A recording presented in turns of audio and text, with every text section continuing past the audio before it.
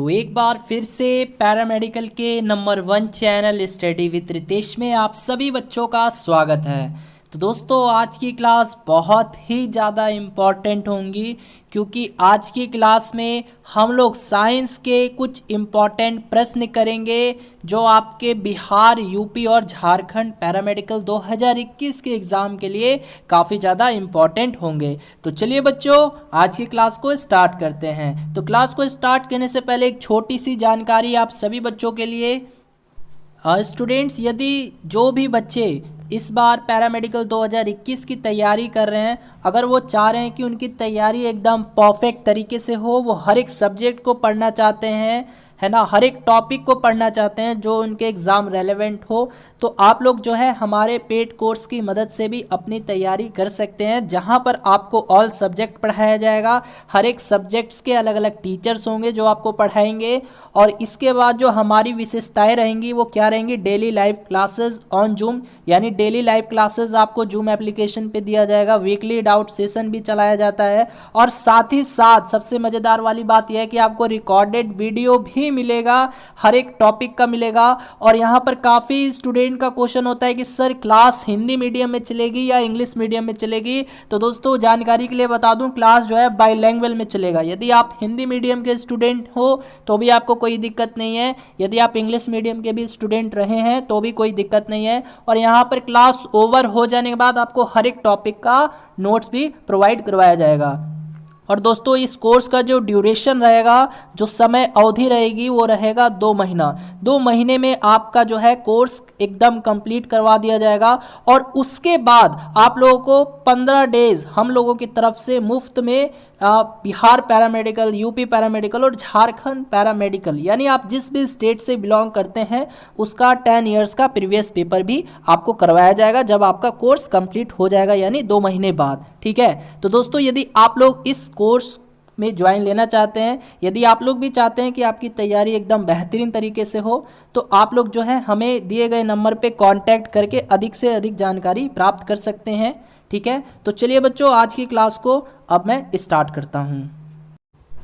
चलिए स्टूडेंट, पहला क्वेश्चन आपकी स्क्रीन पे क्वेश्चन है, 2 प्रतिरोध जब श्रेणी क्रम में संयोजित किए जाते हैं तो 50 ओम मान का प्रतिरोध प्रदान करते हैं।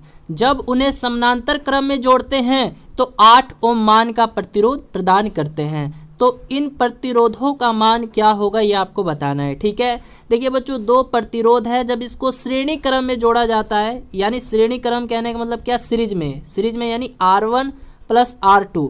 तो जब इनको श्रेणी क्रम में जोड़ा जाता है तो ये 50 ओम मान जो है ये प्रदान करते हैं, यानी ये 50 हो जाता है, 50 ओम। जब इनको R1 प्लस R2 को श्रेणी क्रम में जोड़ा जाता है तो ये 50 ओम हो जाता है। अब बोला है कि जब उन्हें समानांतर क्रम में जोड़ते हैं, समानांतर क्रम का मतलब 1/R1 प्लस 1/R2, यानी जब इसको समानांतर क्रम यानी पैरेलल ऑर्डर में जोड़ा जाता है तो ये 8 ओम प्रदान करते हैं, यानी ये क्या हो जाएगा, 1/8 ओम हो जाएगा। आ रही है बात समझ में बच्चों?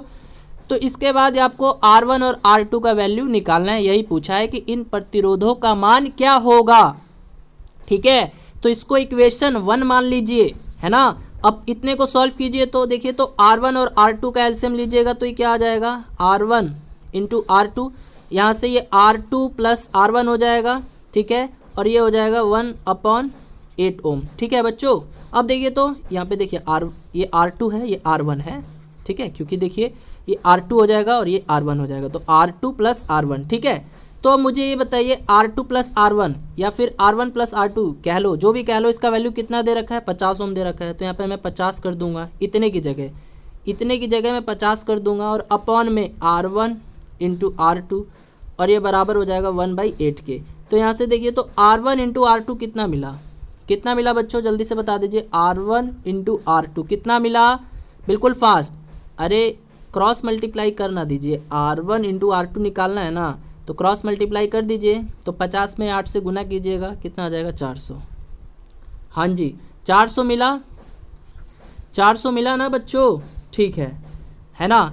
तो अब देखिए अब क्या करना है, ध्यान से समझना है। ठीक है, अब देखिए इसको तो आप लोग समीकरण 1 मान लिए हैं, यानी R1 प्लस R2 बराबर 50 ओम, इसको समीकरण 1 मान लिए हैं।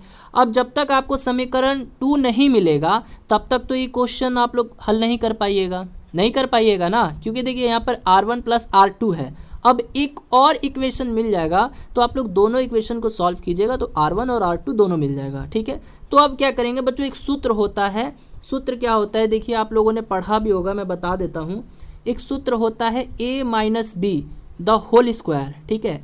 एक इसका सूत्र होता है a plus B the whole square, ठीक है। हाँ, क्या होता है a plus B the whole square, और फिर हो जाता है बच्चों -4ab, मालूम है। देखिए एक तो सूत्र लिखते हैं आप लोग a minus B the whole square का, एक तो जनरली सब किसी को मालूम होगा a square plus B square minus 2ab, ये तो पता होगा। लेकिन देखिए एक और सूत्र होता है a minus B the whole square का, क्या होता है a plus B the whole square minus 4ab। देखिए जब इतने को आप लोग सॉल्व कीजिएगा ना, इतना देख रहे हो, इतने को सॉल्व कीजिएगा तो यही रिजल्ट मिलेगा आपको, यही करके देखिए मिलेगा ना, ठीक है, समझ में आ रहा है। तो यहाँ पे a क्या है R1 है, b क्या है R2 है, तो यहाँ पर मैं ऐसे कर सकता हूँ R1 माइनस R2, ठीक है, ध्यान समझना, R1 माइनस R2 का होल स्क्वायर और बराबर में R1 प्लस R2 का होल स्क्वायर और माइनस में 4 इंटू R1 इंटू R2 कर सकता हूँ। यानी यही चीज़ देखिए, यही जो फॉर्मूला है ना मैंने यहाँ पे नीचे लिख दिया, क्यों, क्योंकि मुझे मालूम है कि ये R1 प्लस R2 दिया हुआ है और यहाँ से मुझे R1 माइनस R2 मिल जाएगा, दो इक्वेशन मिल जाएंगे, तब मैं इजली सॉल्व कर सकता हूँ, ठीक है। तो R1 माइनस R2 और इस पूरे का होल स्क्वायर बराबर में R1 प्लस R2 कितना है देखिए, तो 50 है, तो यहाँ मैं 50 का स्क्वायर कर सकता हूँ, ऑफकोर्स कर सकता हूँ, और माइनस 4, R1 कितना है, R1 इंटू R2 देखिए तो दिया हुआ है, R1 इंटू R2 कितना है 400 है, तो गुने में 400 कर दीजिए। तो बच्चों यहाँ से R1 माइनस R2 इसका होल स्क्वायर देखिए 50 का स्क्वायर कीजिएगा 2500 आएगा, ठीक है, और ये हो जाएगा माइनस 4 में 400 से गुना कीजिएगा 1600 आ जाएगा, आएगा ना, हाँ जी। तो यहाँ से R1 माइनस R2 का होल स्क्वायर कितना आ जाएगा, 2500 में से 1600 को घटाइए तो बच्चों ये आ जाएगा कितना, 900 आ जाएगा, 900 आ जाएगा, ठीक है। तो यहाँ से R1 minus R2, R1 minus R2 है, प्लस मत समझ लेना, R1 माइनस R2 का होल स्क्वायर बराबर में 900। अब दोनों तरफ रूट चढ़ाना दीजिए, दोनों तरफ रूट चढ़ाइए, तो रूट चढ़ाइएगा तो ये स्क्वायर से तो रूट कैंसिल हो जाएगा, ठीक है। तो R1 माइनस R2 और अंडर रूट 900 यानी ये किस संख्या का वर्गमूल है बताइए, 30 का है ना। अंडर रूट 900 है तो किस संख्या का ये वर्गमूल है बच्चों, 30 का होता है ना। तो यहाँ से आ गया R1 माइनस R2, तो इसको इक्वेशन 2 मान लीजिए। तो अब देखिए इसको इक्वेशन 1 माने हैं, इसको इक्वेशन 2 मान लीजिए, दोनों को सॉल्व कर दीजिए, आ जाएगा, ठीक है। तो चलिए इसको सॉल्व कर लेते हैं हम लोग यहाँ पे अच्छे से। देखिए क्वेश्चन थोड़ा सा कैलकुलेटिव हो सकता है बट बहुत इजी क्वेश्चन है। तो देखिए समीकरण 1 क्या था, R1 प्लस R2 बराबर में 50, और समीकरण दूसरा क्या था, R1 माइनस R2 बराबर में 30। दोनों को सॉल्व कीजिए तो देखिए तो R2 plus R2 minus R2 cancel, तो यहाँ से 2R1 और बराबर में 50 में 30 को जोड़िएगा 80 आ जाएगा। तो R1 का वैल्यू कितना आ जाएगा, 40 आ जाएगा। देखिए अब R1 40 आ गया है तो यहाँ पर पुट कीजिए समीकरण 1 में, तो 40 प्लस R2 बराबर में 50।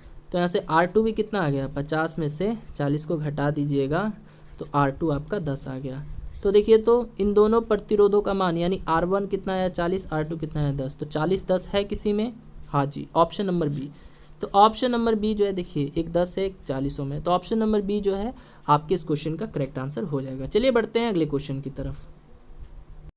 चलिए स्टूडेंट अगला प्रश्न है, इंद्रधनुष में निम्न दिए गए रंगों में से कौन सा रंग नहीं दिखाई देता है। ऑप्शन है पीला, काला, लाल, हरा। आपको बताना है इंद्रधनुष में इन चारों में से कौन सा रंग नहीं दिखाई देगा। तो देखिए एक बहुत ही अच्छा ट्रिक है बच्चों, ट्रिक क्या है, बेजा नीह पिनाला, ठीक है, बेजा नीह पिनाला। ये ट्रिक क्या आता है देखिए, बे से बैगनी हो जाएगा, ये दिखाई देता है। यानी इंद्रधनुष में कितने रंग दिखाई देते हैं बच्चों?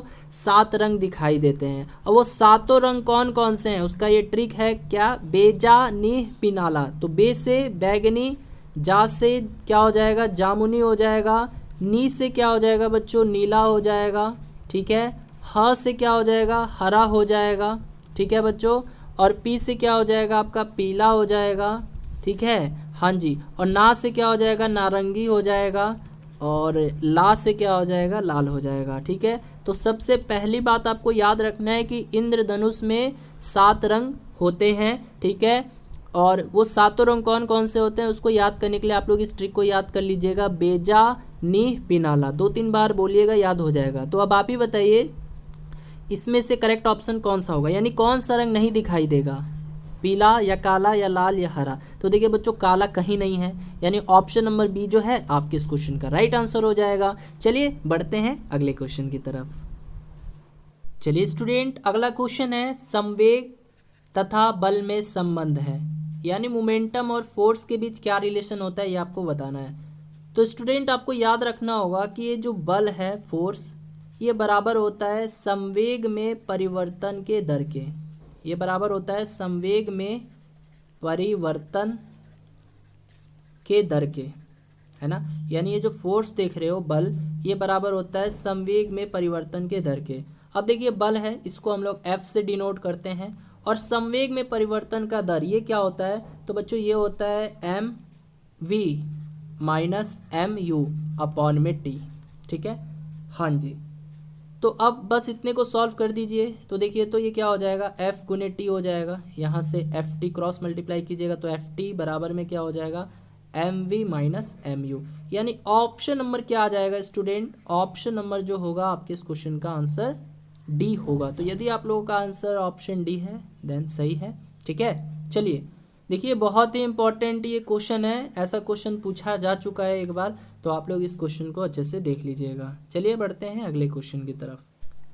चलिए स्टूडेंट अगला प्रश्न है किसी इंजन की शक्ति एक अश्व शक्ति है तो इसका तात्पर्य है। ऑप्शन ए इंजन 746 न्यूटन बल डाल सकता है। ऑप्शन बी इंजन द्वारा किए जाने वाले कार्य की दर 746 जूल पर सेकेंड है। ऑप्शन सी इंजन द्वारा कुल किया जाने वाला कार्य 746 जूल है। ऑप्शन डी उपरोक्त में से कोई नहीं। हाँ जी बिल्कुल फास्ट हर एक स्टूडेंट आंसर करेंगे। और यदि क्लास इंटरेस्टिंग लग रही हो तो एक लाइक भी जरूर दे दीजिए। हाँ भाई, और देखिए चैनल पे नए होना तो इस चैनल को सब्सक्राइब कर लो, क्योंकि आपको पॉलिटेक्निक, पैरामेडिकल और ITI से संबंधित हर तरह का एजुकेशनल वीडियो दिया जाएगा। और साथ ही साथ आपको एग्ज़ाम रेलेवेंट न्यूज़ भी दिया जाएगा इस चैनल के माध्यम से। तो आप लोग इस चैनल पे नए हो तो जल्दी से इसको सब्सक्राइब कर लो। तो वेरी गुड, यदि आप लोग आंसर दे रहे हैं ऑप्शन नंबर बी देन आप लोगों का आंसर सही है, ठीक है। तो एक चीज बताइए यहाँ पर मुझे कि एक अश्व शक्ति जो होता है, एक पावर हाउस जो होता है, ये कितने वाट के बराबर होता है? एक अश्व शक्ति जो है ये कितने वाट के बराबर होता है? तो बच्चों आप लोग बोलिएगा ना कि एक अश्व शक्ति जो है ये 746 वाट के बराबर होता है। तो यहाँ पर मैं 746 और वाट को मैं जूल पर सेकेंड लिख सकता हूँ, ऑफकोर्स लिख सकता हूँ।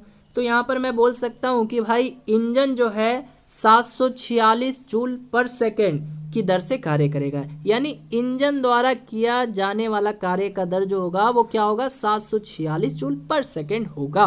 तो ऑप्शन नंबर बी जो है आपके इस क्वेश्चन का राइट आंसर हो जाएगा। चलिए बढ़ते हैं अगले क्वेश्चन की तरफ।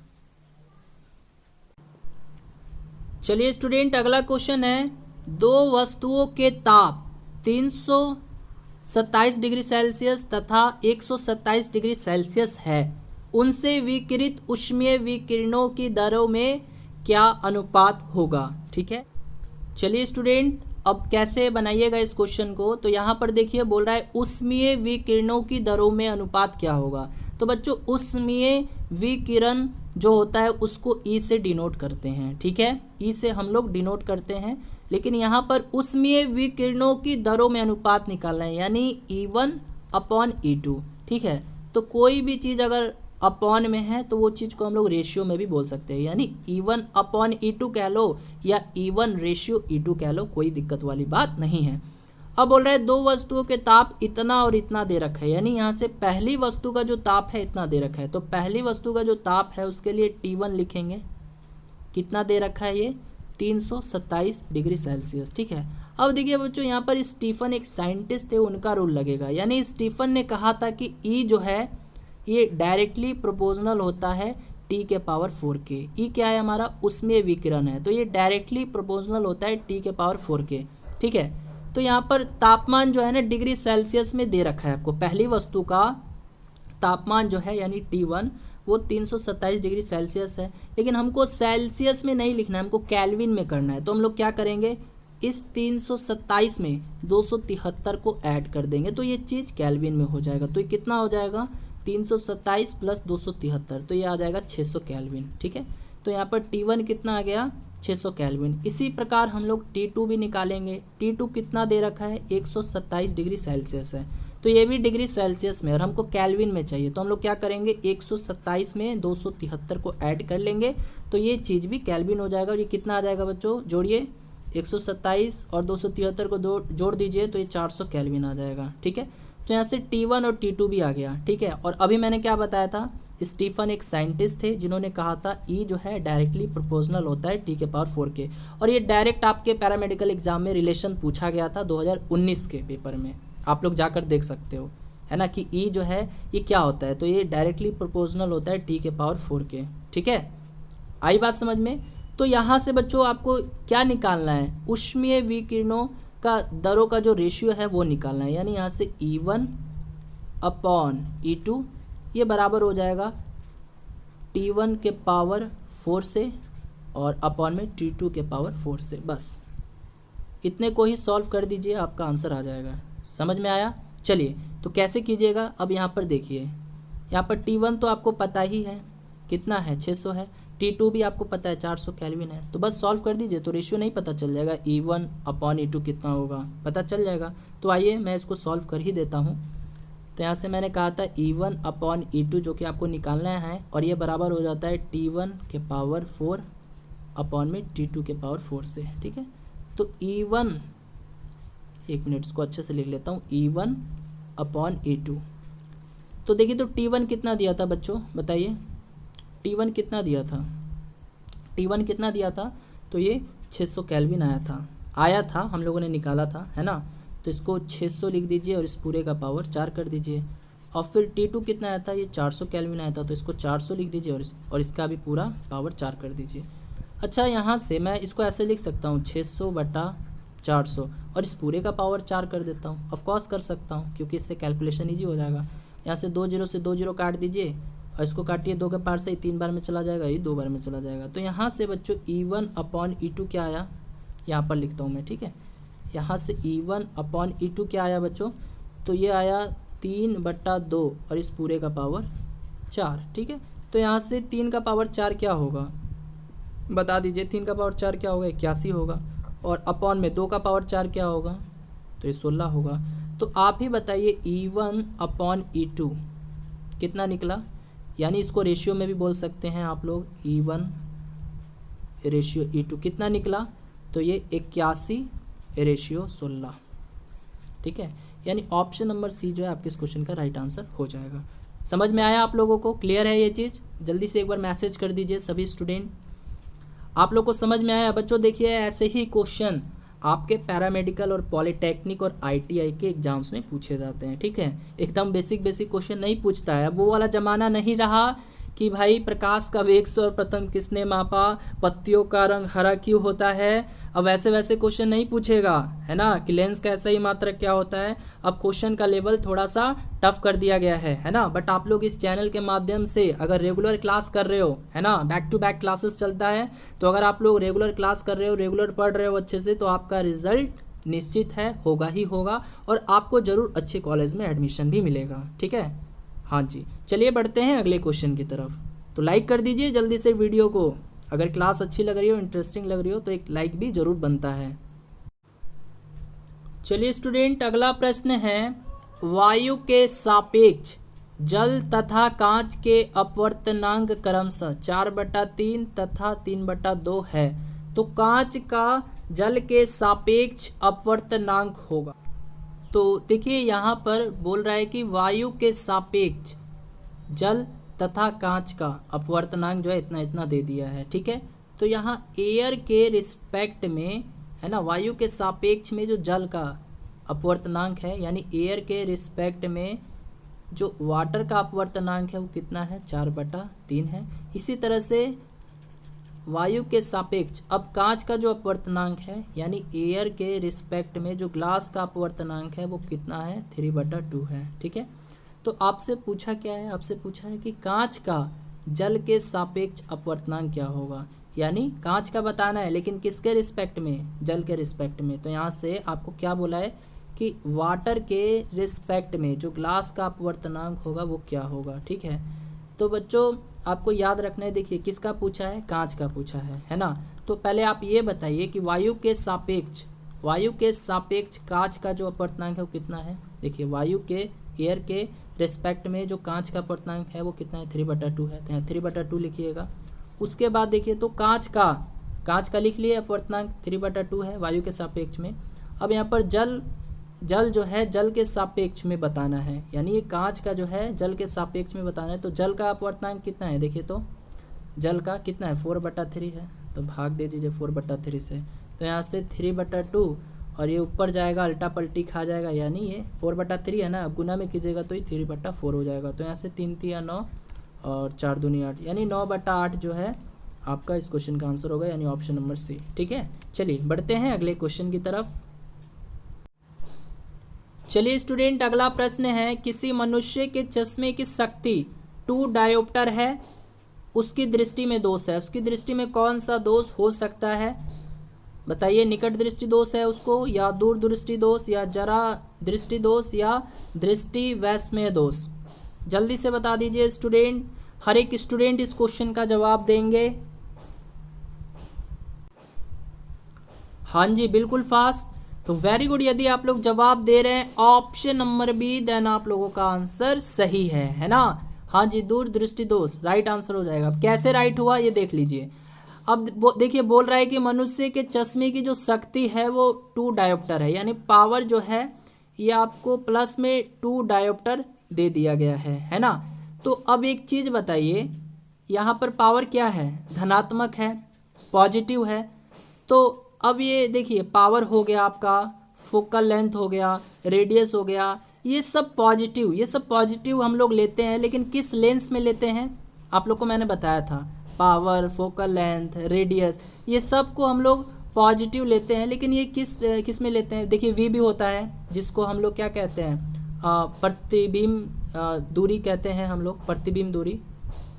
बताइए, यानी देखिए पी पावर हो गया, एफ क्या हो गया, फोकल लेंथ हो गया, आर क्या हो गया, रेडियस हो गया, रेडियस ऑफ कर्वेचर, वी क्या हो गया आपका, ये हो गया आपका इमेज डिस्टेंस हो गया, जिसको प्रतिबिंब दूरी कहते हैं। ये सब हम लोग पॉजिटिव लेते हैं। तो ये किस लेंस में पॉजिटिव लेते हैं इस सब का वैल्यू, तो इसका लेते हैं हम लोग उत्तल लेंस में। ये लेते हैं हम लोग उत्तल लेंस में। उत्तल लेंस में ये सभी चीज़ जो है बच्चों पॉजिटिव होता है, ठीक है। तो अब आप ही बताइए, उत्तल लेंस है ना, उत्तल लेंस का प्रयोग किया जाता है किस दोष के लिए, बताइए। दूरदृष्टि दोष के लिए ही ना उत्तल लेंस का प्रयोग करते हैं हम लोग। और अवतल लेंस का प्रयोग करते हैं किस दृष्टि दोष को दूर करने के लिए, बताइए, ये भी बता दीजिए। अवतल लेंस का प्रयोग करते हैं हम लोग किस दृष्टि दोष को दूर करने के लिए, तो ये निकट दृष्टि दोष को दूर करने के लिए। यानी हम लोग अवतल लेंस का प्रयोग करते हैं बच्चों, तो ये किस दृष्टि दोष को दूर करने के लिए करते हैं। अवतल लेंस का प्रयोग जो है किस दृष्टि दोष को दूर करने के लिए होता है, तो वेरी गुड, निकट दृष्टि दोष को दूर करना हो, यानी मायोपिया को दूर करना हो, तो हम लोग यहाँ कनकेव लेंस का यूज करते हैं, ठीक है। हाँ, और इसी तरह दूर दृष्टि दोष जिसको हाइपरमेट्रोपिया कहते हैं, इसको दूर करना होता है तो हम लोग उत्तल लेंस का प्रयोग करते हैं, यानी कन्वेक्स लेंस का, ठीक है। चलिए बढ़ते हैं अगले प्रश्न की तरफ। तो चलिए स्टूडेंट अगला प्रश्न है, 2 डंबल के जोड़े को जब एक दूसरे से टकराते हैं तो उत्पन्न ध्वनि होती है। यानी 2 डंबल के जोड़े जब एक दूसरे से आपस में टकराएंगे तो वहाँ से जो साउंड प्रोड्यूस होगी वो किस प्रकार की होगी, गोलीय, वृत्तीय, या बेलनाकार, या समतल, किस टाइप का होगा साउंड वो। जल्दी से आंसर कीजिएगा स्टूडेंट। हाँ जी, तो वेरी गुड, यदि आप लोग जवाब दे रहे हैं ऑप्शन नंबर ए, हाँ जी ऑप्शन नंबर ए यदि आंसर है देन आप लोग का आंसर सही है। तो याद रखना है कि दो डंबल के जोड़े को आपस में टकराने पर उत्पन्न ध्वनि जो है वो गोलीय होती है ना। तो ऑप्शन नंबर ए जो है आपके इस क्वेश्चन का राइट आंसर हो जाएगा। चलिए बढ़ते हैं अगले क्वेश्चन की तरफ। चलिए स्टूडेंट, अगला प्रश्न है, दाएं हाथ की हथेली के नियम से ज्ञात होता है विद्युत धारा की दिशा या चुंबकीय क्षेत्र की दिशा या बल की दिशा या सभी, बता दीजिए। राइट हैंड पाम का जो रूल है उससे क्या क्या ज्ञात हो सकता है, यानी डायरेक्शन ऑफ इलेक्ट्रिक करंट या the direction of magnetic field या द डायरेक्शन ऑफ फोर्स या ऑल ऑफ द एबव। हाँ जी वेरी गुड, यदि आप लोग जवाब दे रहे हैं ऑप्शन नंबर डी, हाँ जी ऑप्शन नंबर डी यदि आप लोगों का आंसर है देन आप लोग का आंसर सही है। तो बच्चों याद रखना है, दाएं हाथ की हथेली के नियम से विद्युत धारा, है ना, दाएं हाथ की हथेली के नियम से विद्युत धारा, चुंबकीय क्षेत्र की दिशा और बल की दिशा, यानी इन तीनों की दिशा को जो है ज्ञात किया जा सकता है। तो ऑप्शन नंबर डी जो है आपके इस क्वेश्चन का राइट आंसर हो जाएगा। चलिए बढ़ते हैं अगले क्वेश्चन की तरफ। चलिए स्टूडेंट ध्यान दीजिएगा, एक प्रिज्म का कोण 60 डिग्री तथा अल्पतम विचलन कोण 38 डिग्री है, तो प्रिज्म के पदार्थ का अपवर्तनांक है, क्या है वही बताना है। यानी किसी भी प्रिज्म के लिए माध्यम का जो अपवर्तनांक है, रिफ्रैक्टिव इंडेक्स है, वो आपको बताना है, ठीक। तो चलिए स्टूडेंट ध्यान दीजिएगा, यहाँ पर प्रिज्म का कोण 60 डिग्री दे दिया गया है, यानी प्रिज्म का कोण जिसको ए से डिनोट करते हैं ये 60 डिग्री आपको दे दिया गया है, ठीक है। उसके बाद बोल रहा है अल्पतम विचलन कोण 38 डिग्री है, जिसको हम लोग डेल एम से डिनोट करते हैं, और ये कितना दे दिया है, 38 डिग्री दे दिया गया है। तब आपसे पूछ रहा है कि प्रिज्म के पदार्थ का अपवर्तनांक है। तो याद रखिएगा कि किसी भी प्रिज्म के लिए जो माध्यम का अपवर्तनांक होता है, जिसको म्यू से डिनोट किया जाता है ना, ये बराबर होता है साइन ए प्लस डेल एम और अपॉन में 2, और फिर इस पूरे का अपॉन हो जाएगा साइन ए बाई 2 हो जाएगा। हमेशा याद रखिएगा, यानी प्रिज्म के पदार्थ का अपवर्तनांक निकालना हो, है ना, या फिर बोले कि किसी भी प्रिज्म के लिए माध्यम का अपवर्तनांक क्या होगा, तो ये म्यू बराबर हो जाता है साइन ए प्लस डेल एम अपॉन में 2, फिर इस पूरे का अपॉन हो जाएगा साइन ए बाई 2। तो आपको निकालना क्या, अपवर्तनांक ही निकालना है। तो आइए वैल्यू को पुट कर दीजिए और क्वेश्चन बन जाएगा। तो देखिए, तो यहाँ से हो जाएगा म्यू बराबर साइन, अब ए कितना है, ए देखिए 60 डिग्री है तो 60 कर दीजिए, प्लस में डेल एम कितना है, देखिए डेल एम कितना 38 डिग्री है तो 38 कर दीजिए, और फिर अपॉन में 2, और फिर इस पूरे का अपॉन कर दीजिए, क्या हो जाएगा साइन ए बाई 2 है तो ए कितना है 60 है, 60 डिग्री अपॉन में 2 कर देना है।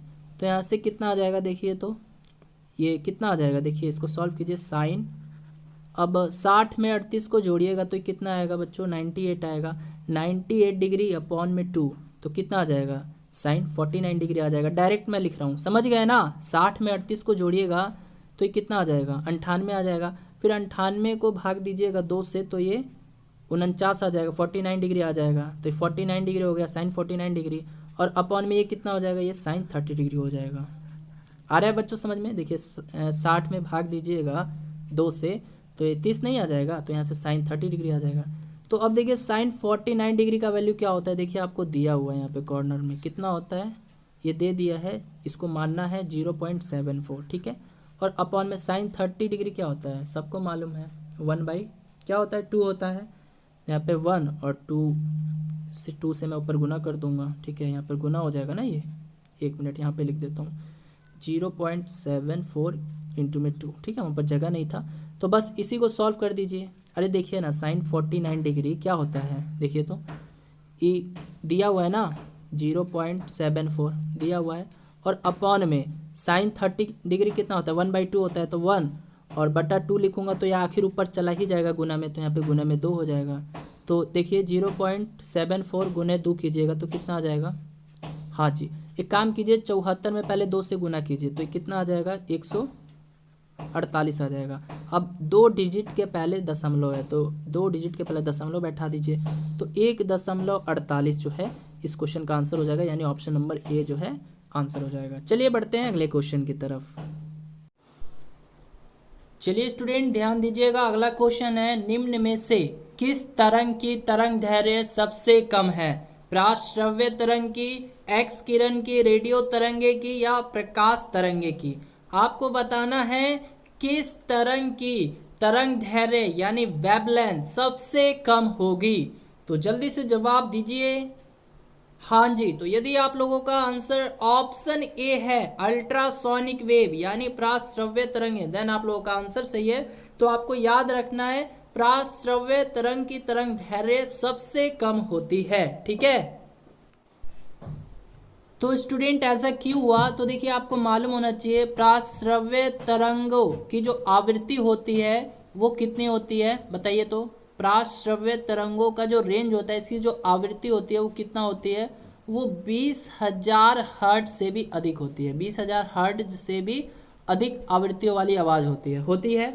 बताइए, प्राश्रव्य ध्वनि तरंग का जो रेंज होता है वो क्या होता है? 20,000 हर्ट्ज से भी अधिक आवृत्तियों वाली आवाज़ होती है, ठीक है। तो अब आप लोगों ने एक रिलेशन पढ़ा होगा V बराबर F गुने लेमडा, ठीक है। तो यहाँ आवृत्ति क्या है? अधिक है। तो जब आवृत्ति अधिक है यानी 20,000 हर्ट्ज से भी अधिक है, 20,000 हर्ट्ज से भी अधिक है, तो आप ही बताइए ये तरंग दैर्घ्य क्या होगा? ये कम हो जाएगा। आई बात समझ में? हाँ जी, तो ऑप्शन नंबर ए जो है इस क्वेश्चन का राइट आंसर हो जाएगा। आपको याद रखना है चूंकि प्राश्रव्य तरंगों की आवृत्ति सबसे अधिक है यानी 20,000 हर्ट्ज से भी अधिक होती है, इसीलिए सूत्र के अनुसार तरंगों की तरंग दैर्घ्य सबसे कम होगी। चलिए बढ़ते हैं अगले क्वेश्चन की तरफ। तो चलिए स्टूडेंट अगला क्वेश्चन है कैल्शियम कार्बाइड पर जल की अभिक्रिया से बनने वाली गैस है एथिलीन, एसिटिलीन, मेथेन या एथेन। यानी जब कैल्शियम कार्बाइड जल के साथ रिएक्शन करेगा, अभिक्रिया करेगा, तो कौन सी गैस रिलीज होगी? हाँ जी बताइए, बिल्कुल फास्ट। तो वेरी गुड, यदि आप लोग जवाब दे रहे हैं ऑप्शन नंबर बी, देन आप लोगों का आंसर सही है। तो देखिए कैल्शियम कार्बाइड है, इसको क्या लिखते हैं, इसका केमिकल फॉर्मूला क्या होता है? तो ये होता है बच्चों CaC2।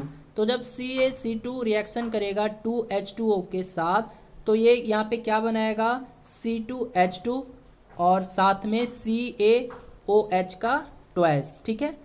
तो यहाँ पर देखिए जब कैल्शियम कार्बाइड रिएक्शन किया जल के साथ, तो यहाँ कौन सी गैस बनाया? ये एसिटिलीन गैस बनाया, ठीक है। तो ये बच्चों आपको याद रखना है, ठीक है। हाँ जी, अच्छा एक क्वेश्चन पूछ लेता है कृत्रिम फलों को पकाने के लिए किस गैस का प्रयोग किया जाता है? कृत्रिम फलों को पकाने के लिए बताइए जल्दी से, कृत्रिम फलों को पकाने के लिए किस गैस का प्रयोग किया जाता है? बिल्कुल फास्ट, तो जल्दी से बताइए कृत्रिम फलों को पकाने के लिए किस गैस का प्रयोग किया जाता है? वेरी गुड, इसी गैस का यानी एसिटिलीन गैस का प्रयोग किया जाता है, ठीक है बच्चों।